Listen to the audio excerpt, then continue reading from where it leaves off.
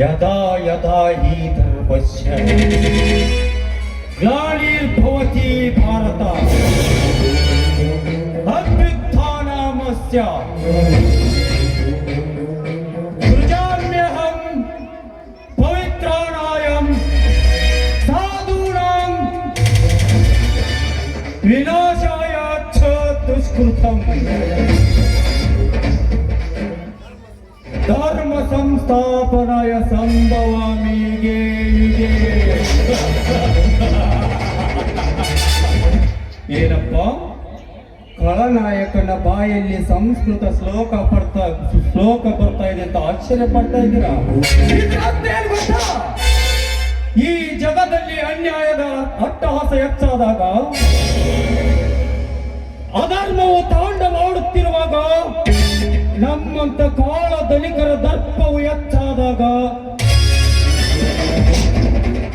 ಅದನ್ನು ಮಟ್ಟ ಹಾಕ್ಲಿಕ್ಕೆ ದೇವರು ಒಂದು ಯಾವುದಾದ್ರೂ ರೂಪದೊಳಗೆ ಬಂದು ಬರ್ತಾನಂತ. ಆದ್ರ ಇದು ಕಲಿಯುಗ, ತಲೆ ಇರೋರ ಕಲಿಯುಗ, ತಲೆ ಕಡಿಯೋರ ಕಲಿಯುಗ, ತಲೆ ಹೊಡೆಯೋರ ಕಲಿಯುಗ. ಅಂದಾಗ ದೇವರು ಹುಟ್ಟೋದಂದ್ರೇನು, ನಮ್ಮಂತ ಖಳನಾಯಕರ ತಲೆ ಮಟ್ಟ ಹಾಕೋದಂದ್ರೇನು?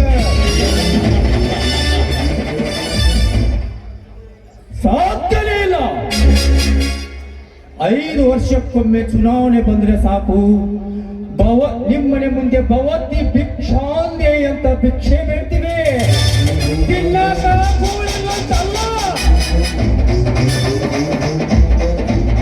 ನೀವು ನೀಡೋ ಒಂದೇ ಒಂದು ಓಟಿನ ಆಸೆಗಾಗಿ ಬಣ್ಣ ಬಣ್ಣದ ಮಾತು ಹೇಳ್ತೀವಿ, ಇಲ್ಲ ಸಲ್ಲದ ಕಥೆಗಳನ್ನು ಕಟ್ತೀವಿ, ಮಾಡಿ ಹಾಕಿಸ್ಕೊತೀವಿ. ಆ ನಂತರ ಒಂದಲ್ಲ ಎರಡಲ್ಲ 5 ವರ್ಷ ಕೊಡ್ತೀವಿ,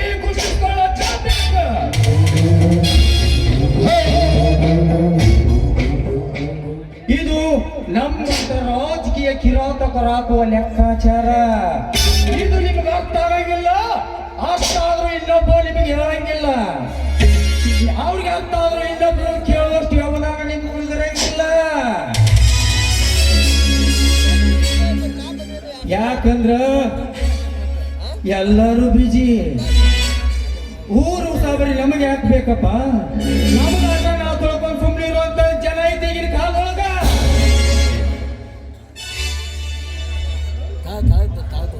ಅಪ್ರಾಲ್ ಒಬ್ಬ ಪಾನ್ ಶಾಪ್ ಹಾಕಿದುವ, ಬೆಳಗಾವಿಯಲ್ಲಿ 100 ಇದ್ದಿದ್ದನ್ನು 200 ಆಗ್ಬೇಕಂತ ಆಸೆ ಪಡ್ತಾನ.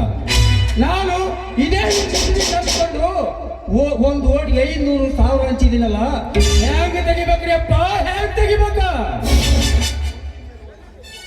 ಭೂಮಿ ಮೇಲೆ ಒಂದು ಬೀಜ ಬಿತ್ತಿದ ರೈತ ಒಂದು ತೆನೆಗೆ ಆಸೆ ಪಡ್ತಾನೆ. ಆಸೆ ಪಡುತ್ತಪ್ಪ. That is my own business. ರೊಕ್ಕ ಹಾಕಿ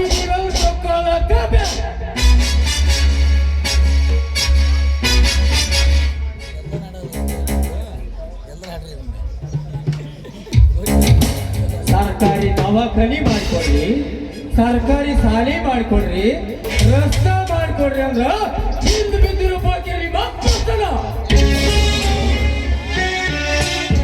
ಬಂಡವಾಳ ಹಾಕಿದೀವಲ್ಲ, ಇದು ನಮ್ಮಂತ ರಾಜಕೀಯ ನಾಯಕರು ಹಾಕುವ ಲೆಕ್ಕಾಚಾರ.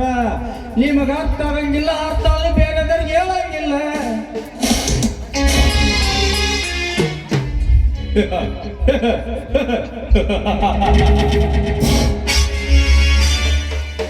ಈ ವೀರನಗೌಡನಿಗೆ ಎದುರಾದ ಬ್ಯಾಟ್ ಯಾವಾದ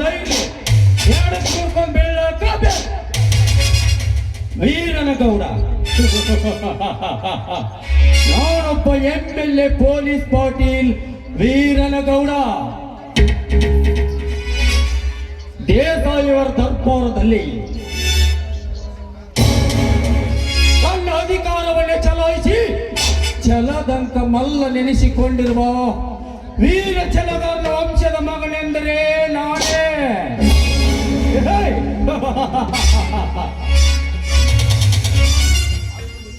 ಅಂದಿನಿಂದ ಇಂದಿನವರೆಗೂ ನ್ಯಾಯಾಂಗದ ನೀತಿಯನ್ನು ನಡೆಸುತ್ತಿರುವ ನನಗೆ ವಿರೋಧಿಗಳೆಂಬ ಕುಳ್ಳಿ ಯಾರು ಇಲ್ಲ ಈ ಸಮಾಜದಲ್ಲೇ.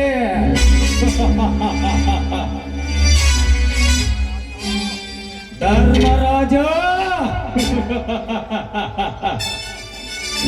ಈ ಜಗದಲ್ಲಿ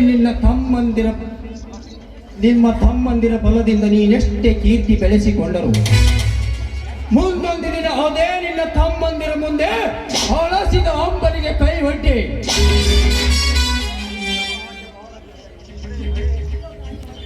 ಹಳಸಿದ ಅಂಬನಿಯ ಮುಂದೆ ನಿಲ್ಲು ಹಾಗೆ ಮಾಡದಿದ್ದರೆ ನನ್ನ